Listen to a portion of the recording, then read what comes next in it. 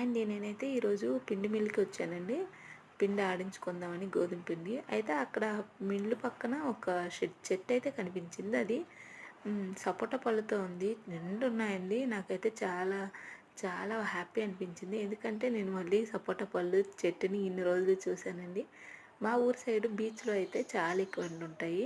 నేను కూడా చిన్నప్పుడు పిక్నిక్స్‌కి వెళ్ళేటప్పుడు మా ఫ్రెండ్స్‌తో కలిసి ఆ చెట్టు దగ్గరే కూర్చొని ఇంకా ఆడుకునేవాళ్ళమి. ఆ చెట్టు పైకి కూడా ఎక్కి చిన్న చిన్న చెట్ల దగ్గర కూర్చొని ఎక్కి ఆడుకునేవాళ్ళమండి. ఆడుకున్న తర్వాత ఆకలేసినప్పుడు ఈ పళ్ళునే తినేవాళ్ళము. చాలా అంటే చాలా స్వీట్‌గా ఉంటాయి.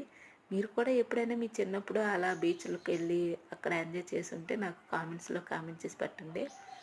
ఈ వీడియో నచ్చితే లైక్ చేసి సబ్స్క్రైబ్ అబ్బా ప్లీజ్.